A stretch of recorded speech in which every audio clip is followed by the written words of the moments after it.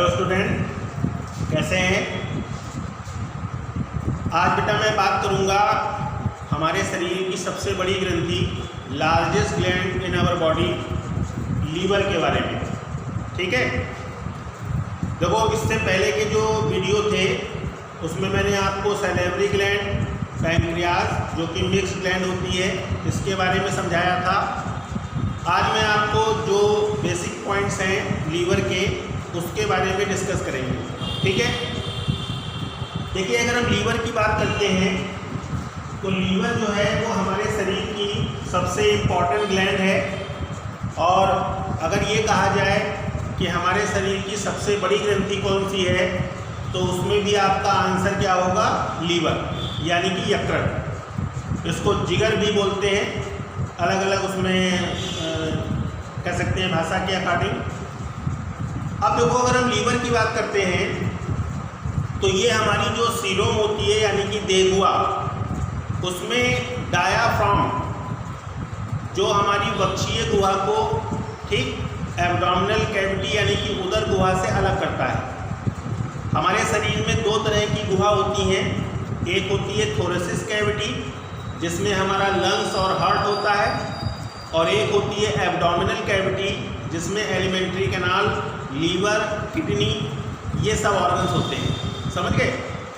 दोनों कैविटी को डिवाइड करने के लिए एक कह सकते हैं ऑर्गन होता है जिसको हिंदी में तंतुपट और इंग्लिश में बोलते हैं डायाफ्राम। ठीक है, तो अगर हम एक आरेखीय डायग्राम से समझें तो देखो लीवर जो है वो ठीक डायाफ्राम जो है इसके ठीक नीचे, इसको हम लोग क्या बोलते हैं? तंतुपट। ठीक है, इसके ठीक नीचे स्थित होता है। और इसका जो हमारी जो कैविटी है, एब्डोमिनल कैविटी है, उसमें जो डायाफ्राम है उससे इसका जो कनेक्शन है वो एक स्पेसिफिक मेम्ब्रेन से होता है जिसको बोलते हैं मीजेंट्रिक झिल्ली या मीजेंट्रिक मेम्ब्रेन। ठीक है, तो हम इसको ऐसे कह सकते हैं कि जो हमारा लीवर है वो in abdominal cavity down to diaphragm join with mesenteric membrane, mesenteric membrane. ठीक है, द्वारा क्या होता है? ये जुड़ा होता है। तो ये जो मीसेंट्रिक झिल्ली होती है या मीसेंट्रिक मेम्ब्रेन होती है, ये लीवर को डायाफ्राम या हमारी जो एब्डोमिनल कैविटी है, उदर गुहा है, उससे क्या करती है? जोड़ती है। और इस तरह से लीवर हमारे उदर गुहा में एक पोजीशन पर सदा रहता है। ठीक है, बात समझ नहीं? अब अगर हम लीवर की बात करते हैं तो ये गहरे लाल रंग का है ना, डार्क रेड इन कलर, ठीक है, या इसको चॉकलेटी कलर भी बोल सकते हैं, चॉकलेट कलर। ठीक है, डार्क रेड इन कलर या फिर चॉकलेटी कलर का होता है। ठीक है, और अगर हम इसमें इसकी लेंथ की बात करें तो ये 15 से 22 सेंटीमीटर लॉन्ग और वाइड, 15 से 22 सेंटीमीटर ये लंबा और चौड़ा होता है। समझ गए? गहरे लाल रंग का होता है, चॉकलेटी कलर, डार्क रेड कलर, और इसकी अगर हम मेजरमेंट करें, मापन करें, तो ये लगभग 15 से 22 सेंटीमीटर लंबा और चौड़ा होता है। ठीक है, अगर हम इसको वेट करें, इसकी जो वेइंग है अगर हम उसकी बात करें तो अप्रॉक्स मान लो ये 1.6 किलोग्राम इसका जो है ये वेट होता है, भार लगभग 1.5 किलो। समझ गए? तो लीवर हमारे बॉडी का एक बहुत इंपॉर्टेंट ऑर्गन होता है और ये डाइजेशन के लिए बहुत इंपॉर्टेंट होता है, जिसके बारे में मैंने आपको जो मैकेनिज्म समझाई थी लास्ट वीडियो में, उसमें मैंने आपको समझाया था बाइल जूस के बारे में, पित्त रस के बारे में, तो उससे रिलेटेड है। ठीक है, अब अगर हम लीवर की बात करते हैं तो देखो लीवर जो है ये एक्चुअली में दो पिंडों में बटा होता है। इसके जो लीवर का जो पूरा स्ट्रक्चर है ये 2 लोब्स में डिवाइड होता है, जैसा कि इस डायग्राम में मैंने आपको आरेखीय समझाया है। इसमें एक बड़ा पिंड होता है ये वाला, जिसको हम लोग बोलते हैं दायां पिंड, या बोलेंगे क्या, राइट लोब। और एक दूसरा पिंड होता है जो कि थोड़ा छोटा होता है, और इसको हम लोग क्या बोलते हैं, लेफ्ट लोब, यानी कि दायां पिंड और बायां पिंड। समझ गए? तो लीवर जो है वो 2 मेन लोब्स में डिवाइड होता है। फर्स्ट लार्ज लोब होता है, that is right lobe, and other is small left lobe. तो 2 पिंडों में बटा होगा, दायां पिंड और बायां पिंड। समझ गए? अब देखो, जो दायां पिंड है ये एक्चुअली में तीन पिंडों में सेल्फ डिवाइड होता है। जो दायां पिंड है वो सेल्फ 3 लोब्स में डिवाइड होता है। अब इसमें जो डिवीजन है वो इस प्रकार से आप समझ लो। देखो, इसका जो पहला लोब होता है वो मेन होता है, सबसे बड़ा लोब। इसको आप ये वाला लेते हैं, क्या बोलेंगे इसको, मेन सेंट्रल राइट लोब। ये इसका मुख्य पिंड होता है जो कि बड़ा होता है और केंद्रीय भाग में होता है, यानी कि सेंटर पार्ट में होता है। समझ गए? तो ये मेन सेंट्रल राइट लोब कहलाता है। ठीक। एक इसका होता है पार्श्व भाग, यानी कि आप कह सकते हैं लेटरल पार्ट। और ये जो लेटरल पार्ट है इसको हम लोग बोलते हैं, जो इसका लेटरल पार्ट है इसको हम लोग बोलते हैं क्वाड्रेट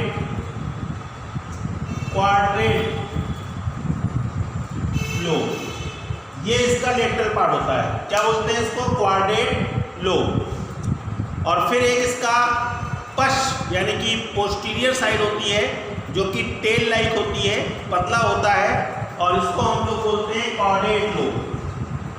क्या होता है ये, कॉर्डेट लोब। समझ गए?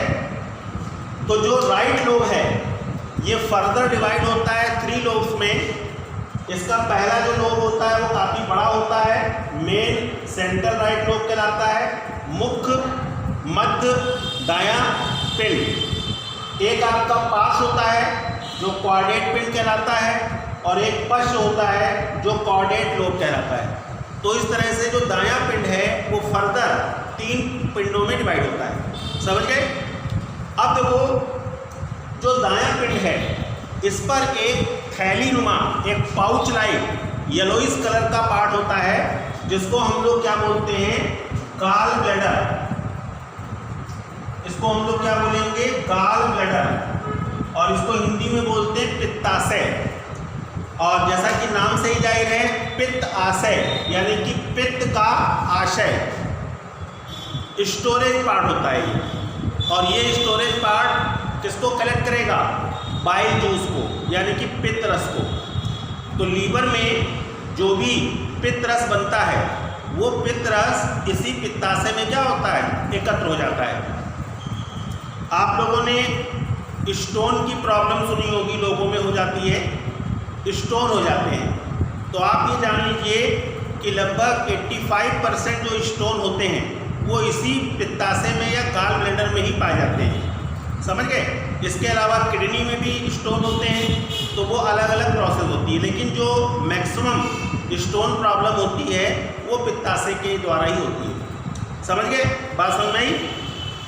अब देखो, ये जो पित्ताशय है इससे बहुत सारी डक्ट, ठीक है, जुड़ी होती हैं। और ये जो डक्ट होती हैं, सीधी सी बात है कि इनका मेन फंक्शन क्या होता है, जो लीवर की सेल्स हैं उनसे क्या करना, बाइल को कलेक्ट करना। तो इस तरह से इसमें जो निकलने वाली डक्ट है, जैसे कि मैंने एक डायग्राम बनाया है पूरा, ठीक है, इनको हम लोग बोलते हैं हेपेटिक डक्ट, ठीक है। और ये जो हेपेटिक डक्ट हैं ये लीवर के अलग अलग पार्ट में एक नेटवर्क बनाती है, एक जालनुमा संरचना बनाती है। और ये जो जालनुमा संरचना है, इस जालनुमा संरचना के द्वारा जो भी बाइल, जो भी पित्त कलेक्ट होता है वो इनसे लेकर पित्ताशय यानी कि गॉल ब्लैडर में इकट्ठा हो जाता है। समझ गए? अब ये जो पित्तरस है यानी कि बाइल जूस एक कॉमन डक्ट के द्वारा, जिसको हम लोग क्या बोलते हैं, बाइल डक्ट के द्वारा ये चला जाता है कहाँ, पैंक्रियाज में, सॉरी डिओडिनम में। और डिओडिनम किसका पार्ट है, स्मॉल इंटेस्टाइन का। आया समझ में?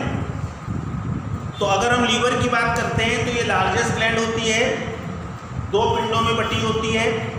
और इसमें जो पिंड का क्लासिफिकेशन है वो मैंने आपको इस तरह से बताया, ठीक।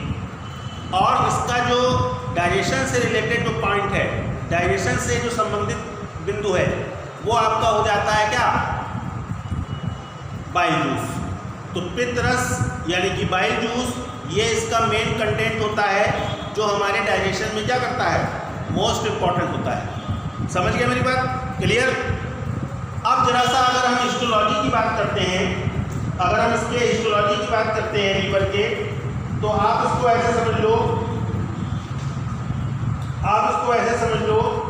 कि मैं आपको एक छोटे से डायग्राम से समझा देता हूँ।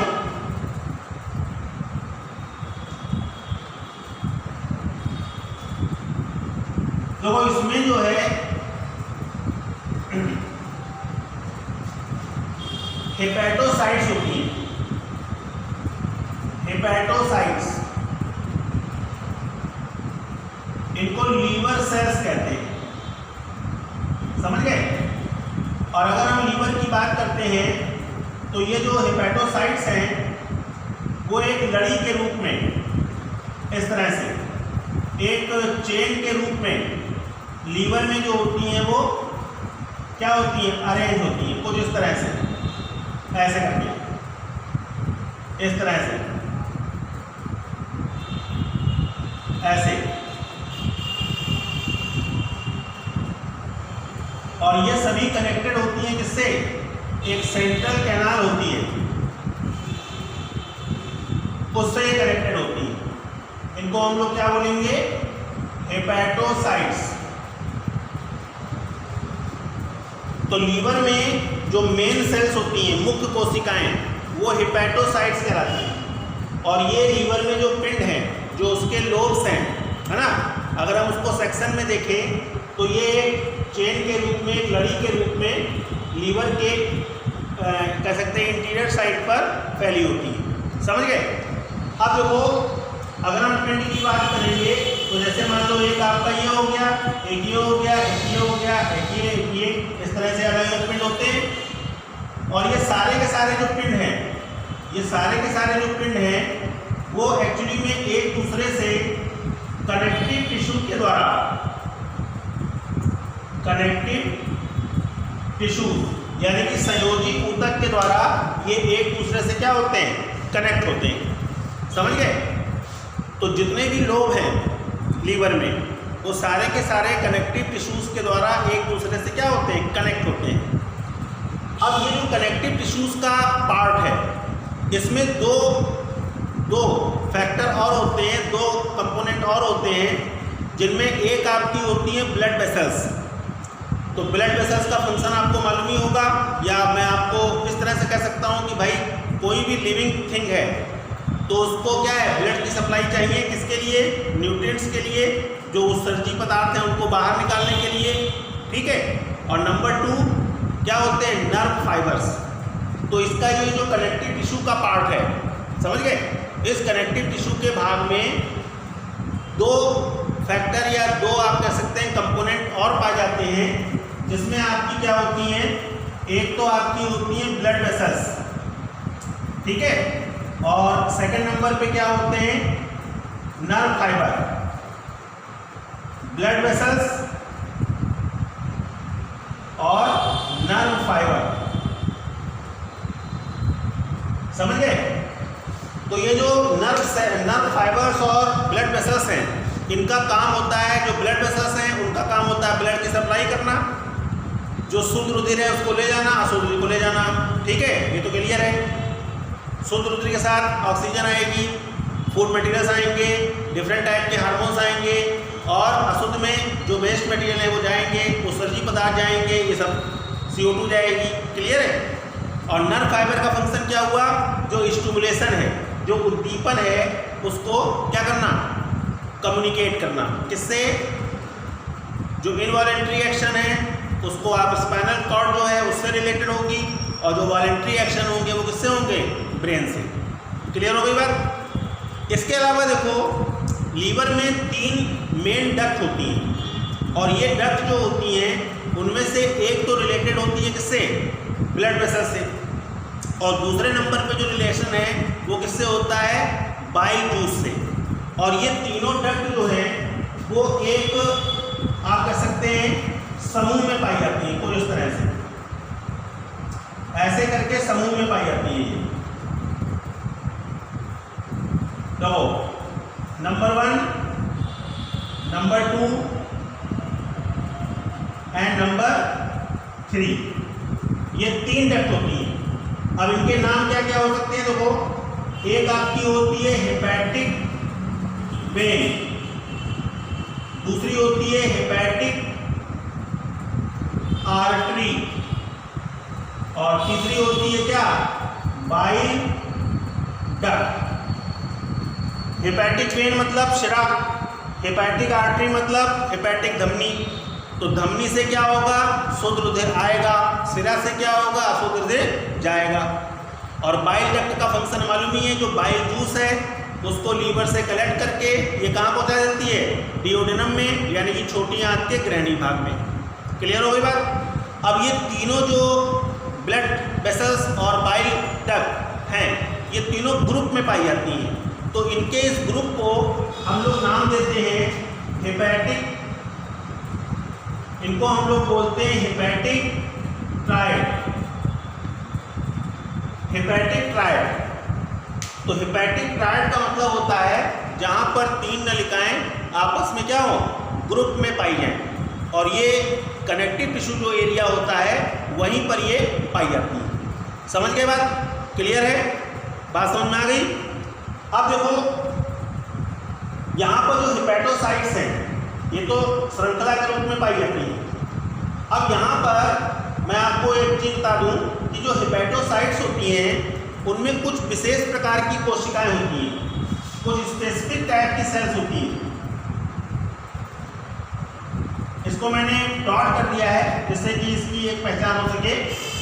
इनको हम लोग जानते क्या बोलते हैं, इनको बोलते हैं कुफर सेल्स,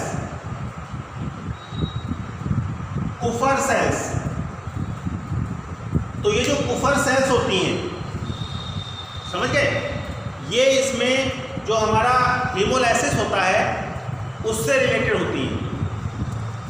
क्लियर।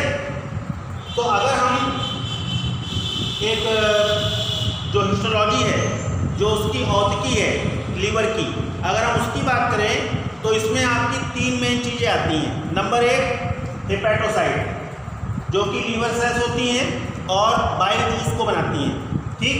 नंबर 2 पे आपका आता है ब्लड वेसल्स, ठीक। और नंबर 3 पे क्या आता है, कनेक्टिव टिश्यूज। तो ये 3 इसके मेन जो हैं पार्ट होते हैं। अब कनेक्टिव टिश्यूज में हेपेटिक ट्रायड, नर्व फाइबर्स, ये सब क्या होते हैं, उसमें निलंबित होते हैं या उसमें पाए जाते हैं। ठीक है, बात समझ में आ गई, क्लियर। तो ये जो पॉइंट है ये मैंने आपको थोड़ा सा इंटरनल के बारे में समझा दिया, उससे रिलेटेड आपका ये पॉइंट है। 10 सेकेंड आप देख लो डायग्राम, फिर मैं आपको आगे बताता हूँ।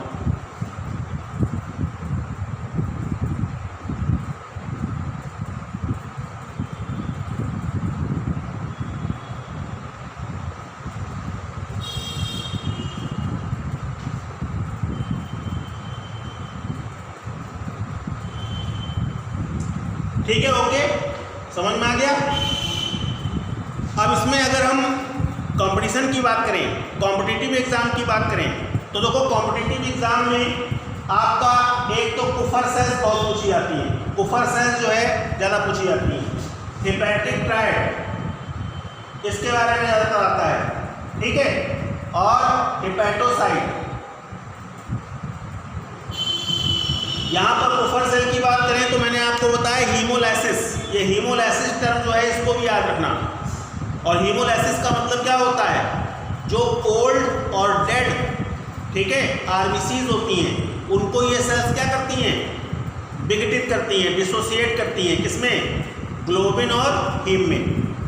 और ये डिसोसिएशन जो है, जो हीमोग्लोबिन है उसका जो आप कह सकते हैं हीम और ग्लोबिन में जो विघटन है वही आपका हीमोलाइसिस कहलाता है। और ये क्रिया जो है वो लीवर में होती है और वो कौन करता है, कुफर सेल्स, इसलिए ये इम्पॉर्टेंट है। इस पर बहुत सारे एक एक नंबर के क्वेश्चन भी आते हैं और कॉम्पिटिटिव एग्जाम में भी क्वेश्चन आपको मिलते हैं। आ गया समझ में? तो ये जो पॉइंट है ये थोड़ा सा मैंने आपको लीवर का जो स्ट्रक्चर है उसके बारे में समझाया। अब हम लोग लास्ट में बात करेंगे लीवर के फंक्शन की, तो उसको भी हम लोग समझ लेते हैं। देखो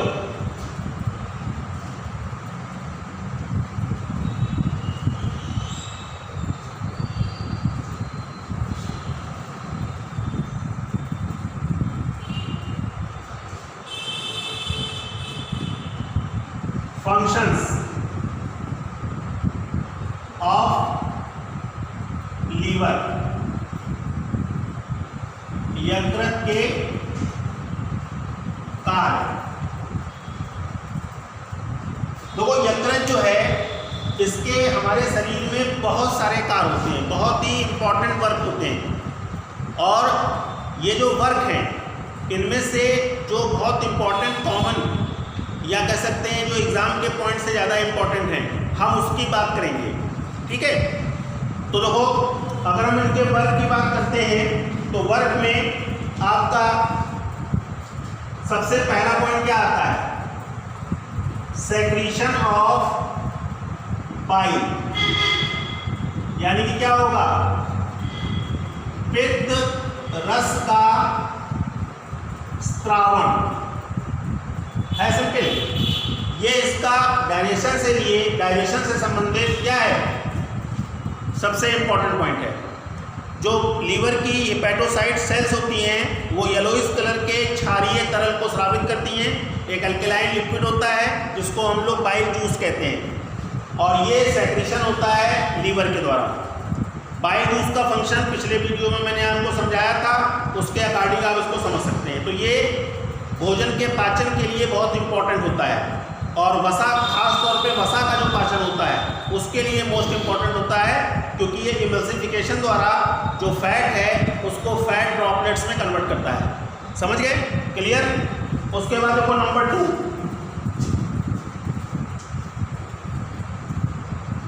स्टोरेज ऑफ ग्लाइकोजन, यानी कि ग्लाइकोजन का संग्रह। किसका संग्रह? ग्लाइकोजन।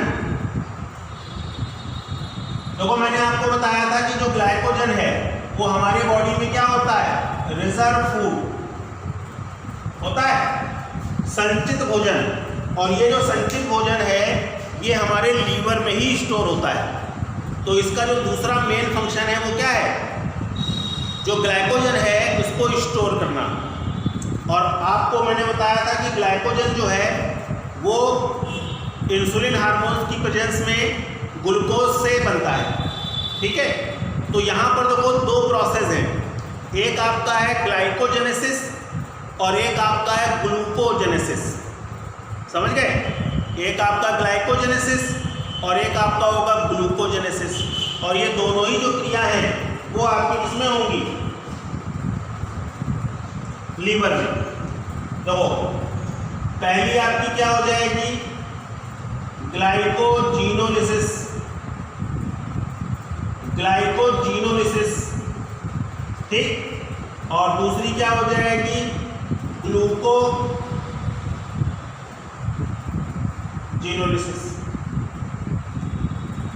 एक आपका ये हो गया, एक आपका ये हो गया, ठीक है।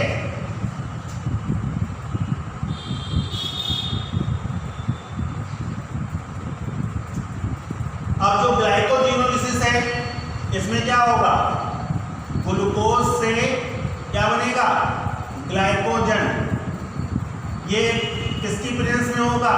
इंसुलिन। और ग्लूकोनियोजेनेसिस में क्या होगा? जो ग्लाइकोजन है ये किस में बदलेगा? ग्लूकोज में। और यहाँ पर कौन सा हार्मोन होगा? ग्लूकेगॉन। तो ये दोनों जो प्रोसेस हैं ये आपका मेटाबॉलिज्म ऑफ कार्बोहाइड्रेट कहलाता है। क्या कहलाता है? मेटाबॉलिज्म ऑफ कार्बोहाइड्रेट, यानी कि कार्बोहाइड्रेट का उपापचय।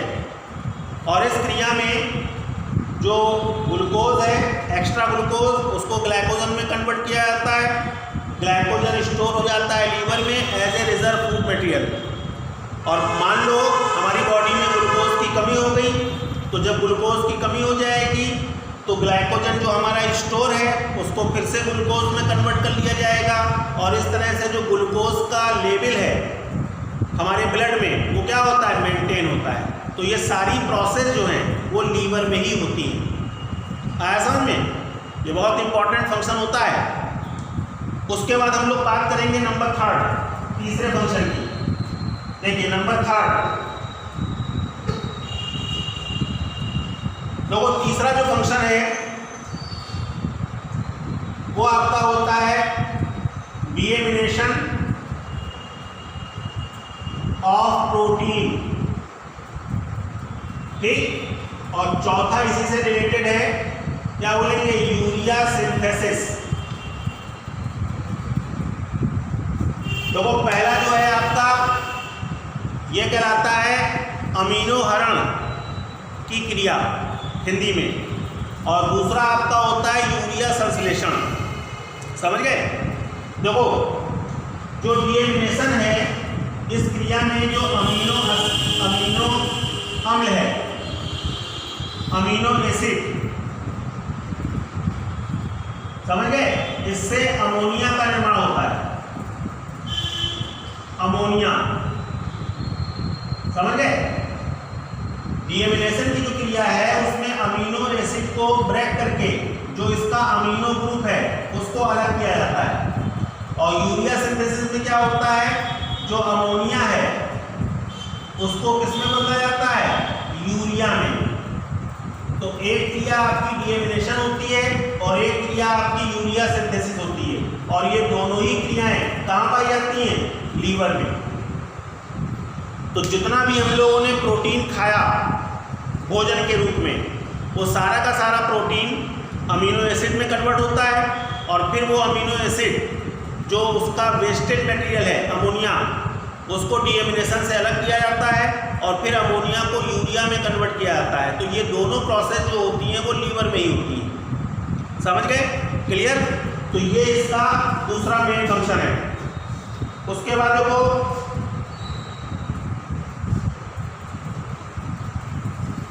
Number 5, excretion of बाइलिरुबिन। अब बाइलिरुबिन क्या होते हैं? एक प्रकार के पिगमेंट होते हैं। इसके बारे में मैंने पिछले वीडियो में बताया था। ये येलोइश कलर के पित्त वर्णक होते हैं, बाइल पिगमेंट। और लीवर क्या करता है? ब्लड में से इसको अलग करता है और फिर अलग करके बाइल जूस की सहायता से ये उसको इंटेस्टाइन में भेजता है और इंटेस्टाइन से फिर ये बाहर चले जाते हैं। अगर किसी कारणवश ब्लड में से ये जो पिगमेंट हैं उनको अलग ना किया जाए तो उससे जॉइंटिस नामक बीमारी हो जाती है, जिसको हिंदी में पीलिया कहते हैं। समझ गए? क्लियर? उसके बाद देखो नंबर 6, सेक्रीशन ऑफ हेपेरिन।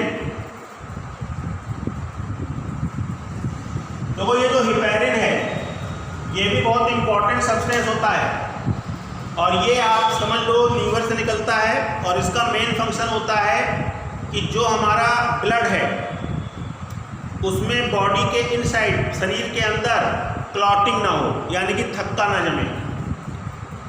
आप लोग इतना तो जानते ही हो कि जैसे ही हमारे बॉडी में से कहीं कट लगा तो ब्लड निकलने लगता है और कुछ समय के बाद वहाँ पर एक क्लॉट बन जाता है। तो जब शरीर के बाहर निकलने पे वो क्लॉट बन रहा है, शरीर के अंदर क्यों नहीं बनता? तो शरीर के अंदर इसलिए नहीं बनता क्योंकि हमारे शरीर में कौन होता है? हेपेरिन। ये एंटी कोगुलेंट सब्सटेंस होता है जो कागुलेशन की क्रिया को क्या करता है, रोकता है। समझ गए? तो ये भी लीवर का ही एक फंक्शन है। उसके बाद देखो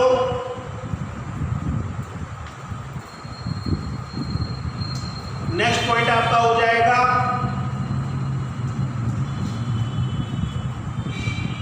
फैगोसाइटोसिस ऑफ बैक्टीरिया, यानी कि जीवाणु का भक्षण। ये जीवाणुओं का भक्षण भी करता है, और जीवाणुओं का भक्षण समझी गए होंगे, ये हमारे शरीर में क्या होते हैं, एक तरह से हानिकारक पदार्थ होते हैं, और इस कारण इनको क्या करना, नष्ट करना जरूरी होता है। नंबर 1,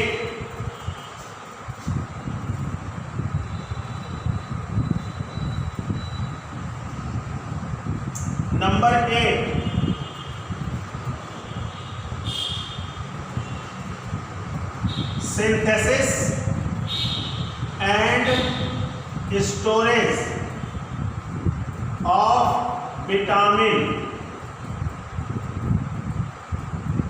ये बहुत से ऐसे विटामिन हैं जिनका संश्लेषण भी करता है, सिंथेसाइजेशन भी करता है, और उनका स्टोरेज भी करता है। इसमें आपके मेन जो है वो विटामिन ए है और विटामिन डी। विटामिन ए और विटामिन डी, इनका ये संश्लेषण भी करने में सहायक होता है और स्टोरेज में भी हेल्प करता है। उसके बाद हम लोग बात करेंगे नेक्स्ट पॉइंट की, और नेक्स्ट पॉइंट में आप ये कह सकते हैं नंबर 9, ये फैट डाइजेशन में क्या होता है, हेल्पफुल होता है। इसके बारे में तो मैंने आपको बता ही दिया। जो बाइल जूस होते हैं वो फैट को फैट ड्रॉपलेट्स में कन्वर्ट करते हैं, तो इस तरह से जो वसा है उसके पचाने में ये क्या होता है, सहायक होता है। समझ गए? एंड लास्ट में जो आखिरी पॉइंट है उसमें आप कह सकते हैं, आपका लास्ट पॉइंट है नंबर 10, उसमें आप ये ले लीजिए नंबर 10, सेक्रीशन ऑफ एंजाइम्स।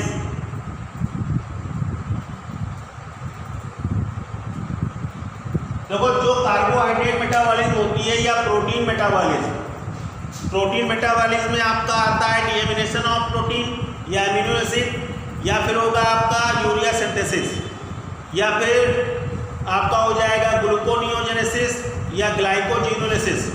तो सारी क्रियाओं में क्या होता है, एंजाइम रिक्वायर होते हैं, और वो सारे के सारे एंजाइम जो होते हैं वो लीवर से ही क्या होते हैं, सेक्रीट होते हैं। समझ गए? तो इस तरह से जो मैंने मेन फंक्शन थे वो मैंने आपको समझाए। इसमें आप अगर 5-6 फंक्शन भी अपने दिमाग में रखोगे तो एग्ज़ाम के पॉइंट ऑफ व्यू से आपके फंक्शन 4, 5, 6 भी अगर आप लिख लेते हो तो आपका जो आंसर है वो कंप्लीट हो जाता है।